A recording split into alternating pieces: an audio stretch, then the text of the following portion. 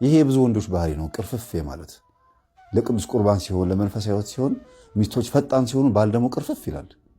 ባል ደግሞ ፈጣን ሲሆንና ለማዘዝ ወይም ደግሞ እንዳባወራ እንዲሁም ብሎ ደስ ብሎት የእግዚአብሔር መንፈስ በቤታቸው እንዲገባ ለማዘዝ ሲሞክር ሚስት ደግሞ ኃይለኛ ትሆንና ልግም ትላለች። በቃ የሆነ ሌላ አይነት ማንነት ውስጥ ትገባለች እና አንዱ ላይ አንዱ የመዋረስ ባህሪ ያለው እንዲህ የሚሆነው ምን ሲሆን ነው?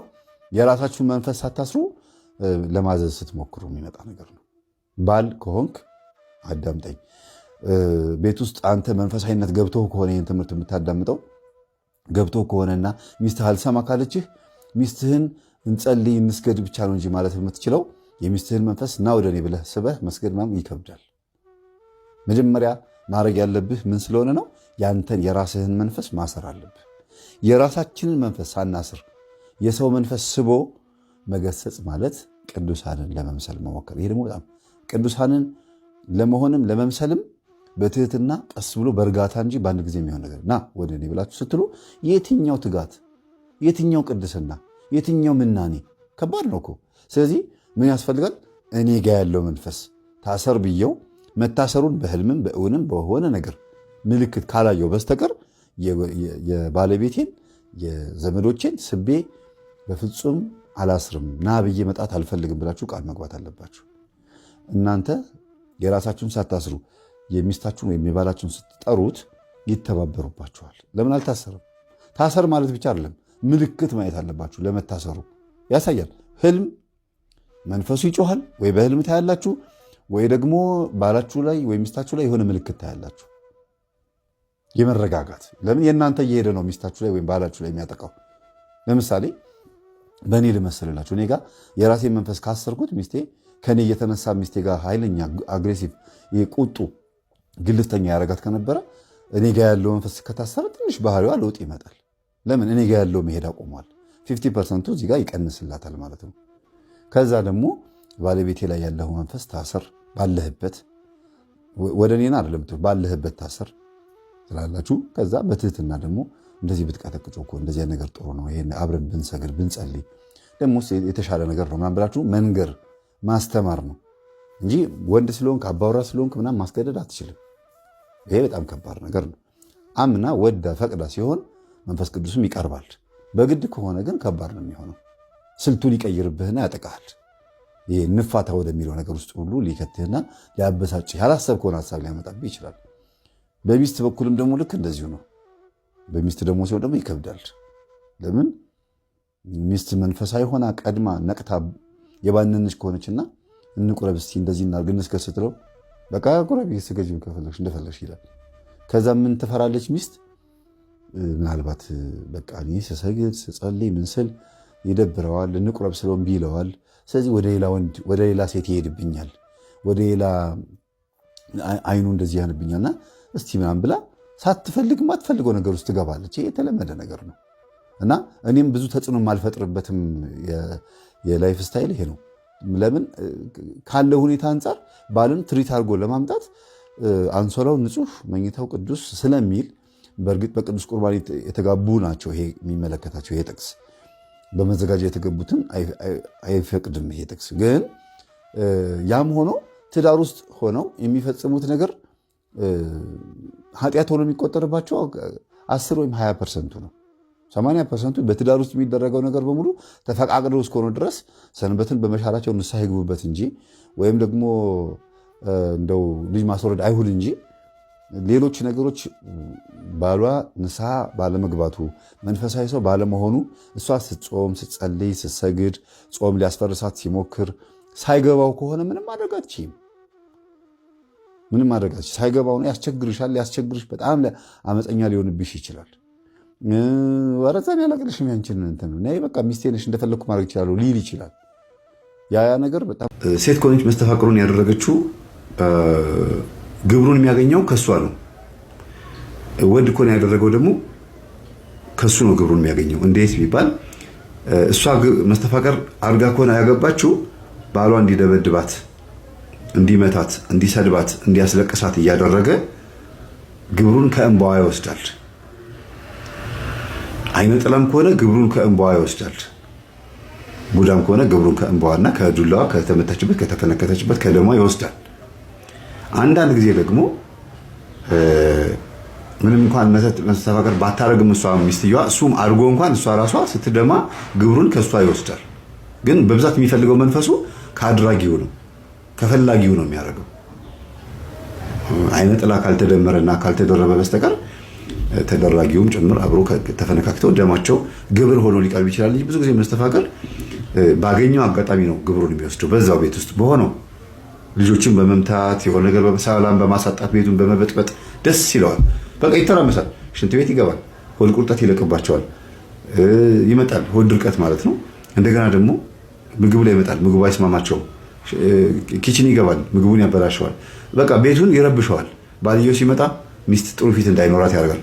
ሚስትም ባልም ጥሩ ፊት እንዳይኖረው አድርጎ ሚስትየዋን ጥሩ መልስ እንዳይመለስላት ያደርጋል። በእያንዳንዷ ነገር ውስጥ ችግር እየፈጠረ ግን ያጋባቸው በመስተፋቅር ነው። በቃ አይፋቱም፣ አይዋደዱም። ልጅ ስለወለዱ ብቻ አብሮ ይኖራሉ። አልጋ ለይተውም ይኖሩ አሉ። በተለይ አልጋ የሚለዩት መስተፋቅር ከተደረገ በኋላ አይነ ጥላ ቡዳ ካለ ሚስትየዋ ላይ ወይ ወንድየው ላይ ካለ ያፋቅራቸውና አልፈልግም ይላል። መንፈሱ ውስጥ ሆኖ እንዲጋቡ አልፈልግም፣ እቺ ልጅ እንድታገባ አልፈልግም፣ ሚስቴ ናት ይላል። ውስጥ ያለው ሚስቴ ናት ግን ታገባና ተፍታ ልጅ ትወለድና ተፍታ ችግር የለውም ይላል። ያጋባቸውና ወይ ያፋታቸዋል ወይ ያናቆራቸዋል። ከተመቸው ጭቅጭቁ ከተመቸው ይቀጥላል በዛው። ያ ግብሩ ነው፣ ለሱ ይመቸዋል ማለት ነው። አንዱ ትዕግስተኛ ከሆነ ግን መንፈሱ እንዳይበላ ግብሩ እንዳያገኝ ያደርገዋል ማለት ነው። ስለዚህ የምታረጉትን ነገር ስለ ሃይማኖት፣ ስለ መንፈሳዊ ሕይወትና ስለ እግዚአብሔር ብላችሁ አድርጉት። መንፈስ ወዲያውኑ ከእናንተ ቤት ነቅሎ የሚወጣው ግን እንዲሁ ለመፈታት ለመፈወስ ብቻ እንደው ዝም ብላችሁ በቃ የሆነ ምድራዊ ነገር እንዲከናወንላችሁ ብቻ የምትጨናነቁ ከሆነ አይ በጣም ጨራሽ ቁም ነገረኛ የሆነ ዘላለማዊ ነገር በማሰብ መንፈሳዊ ሕይወት ለመኖር ቅዱስ ቁርባን ለመቀበል እቅድ ስትይዙ ይላል ነው ይልና እቅድና ፕላኑን አውጥቶ ሊያጠቃ ይሞክራል። ታሸንፉታላችሁ፣ ጥሎ ይሄዳል። ዘላለማዊ ሐሳብ ሁሉ ጊዜ በአእምሯችሁ ላይ ይንገስ። አስቀድማችሁ ጽድቁንና መንግስቱን ፈልጉ ማለት ነው ዘላለማዊ ነገር አስቡ ማለት ነው። ጽድቅና መንግስት ማለት ዘላለማዊ ነገር ነው። ስለ ዘላለማዊ ነገር ባሰባችሁ ቁጥር ሁልጊዜ ምድራዊ ነገር ይሟላላችኋል ደግሞ ብሏል። ሌላ ሁሉ ይጨመርላችኋል ብሏል። ሁልጊዜ ብናገር ማላፍርበት ጥቅስ ቢኖር ይሄ ነው። አስቀድማችሁ ጽድቁንና መንግስቱን ፈልጉ፣ ሌላ ሁሉ ይጨመርላችኋል። ሌላ ሁሉ ይጨመርላችኋል። አስቀድማችሁ ይሄን ፈልጉ፣ ይሄ ይጨመራል ማለት ነው። ስለዚህ በአንድም በሌላ መንገድ እግዚአብሔር ይናገራል፣ የሰው ልጅ ግን አያስተውልም ይላል ኢዮብ 33:14። እግዚአብሔር ያስተምራል። በምንማራቸው በምናገኛቸው ገጠመኞች በሙሉ እግዚአብሔር ይምከራል። ሰላሙ ነው።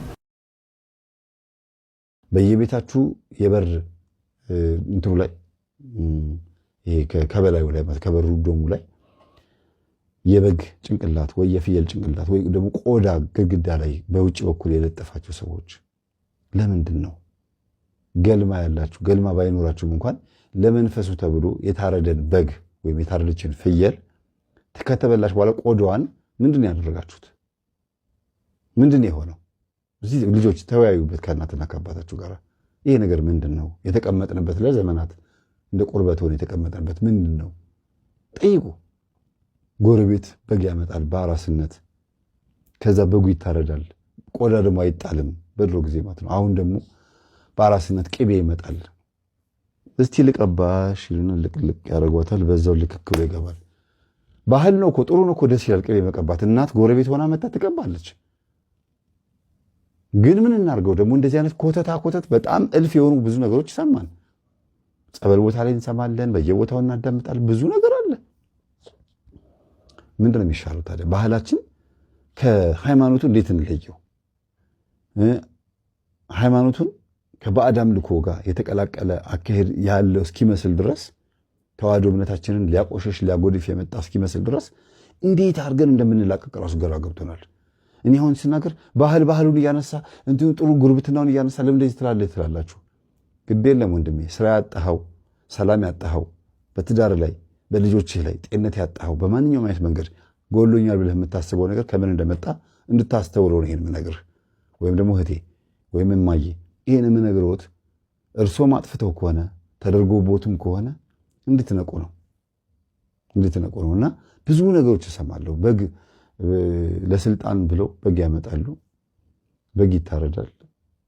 ከዛ እንግዲህ መስሪያ ቤት ቦታ ላይ የሚታወቁ አንድ ስልጣን ከፍታ ፈልጎ ስራ አስኪያጅ ቦታ ይመጣና በግ ያርዳል፣ ብሉ ጠጡ ይላል ምናምን። ከዛ በማግስቱ በወሩ በሆነ ላይ ማዕረግ ያገኛል። ቤት ድረስ በግ መጥተው ማለት ነው። ያ በግ ግን ከምን አንጻር ነው የመጣው? ለምን መጣ? እንዴት መጣ? ምን ተሸክሞ መጣ? እሺ በለኝ ወይም ደግሞ ስልጣን ስጠኝ ተብሎ በጉ ብቻ ይመስላችኋል እሺ ያስባለው? በግ መብላት ለሀብታም ብርቅ ነው እንዴ?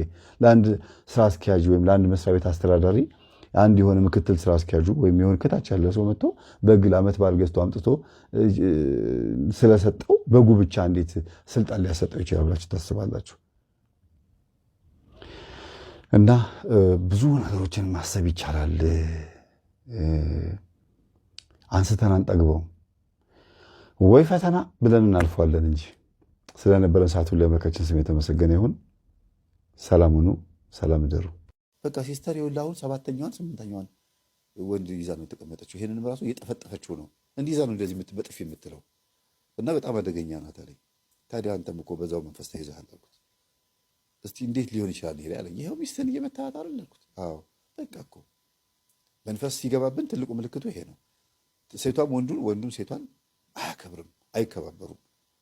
እና በተቻለ መጠን ስሜታችን ተቆጣጥረን ስንናደድ ልንማታ እንችላለን፣ ወይም ክብራችን ሲነካ የሆነ እርምጃ ልንወስድ እንችላለን። ግን የሁልጊዜ ስራችን ከሆነ ግን እኛ ውስጥ ያለው መንፈስ እንዳናገባ በትዳር እንዳንኖር የረጅም ጊዜ ጠላታችን ሆኖ ተቀምጧል ማለት ነው እንጂ ከስንት አንድ ሰው ይጣላል።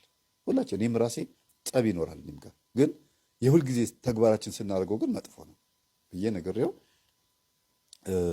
ስልኬን ስለመለስክልኝ እኔ እጅ ላይ ነው ያለው እኮ ስልኩ እንደዚህ አድርጌ ስልኬን ስለመለስክልኝ ያመሰግናለሁ ስለው አንተው ጋር እኮ ነው ያለው አለኝ። አይ መብቱ እኮ የእናንተ ነው መውሰድ ትችላላችሁ፣ ግን ስለፈቀዳችሁልኝ በቃ ስላልወሰዳችሁት አመሰግናለሁ። ኧረ ገና ከአንተ ብዙ የምንወስደው ነገር አለ፣ ስልኩን አይደለም የምንወስደው።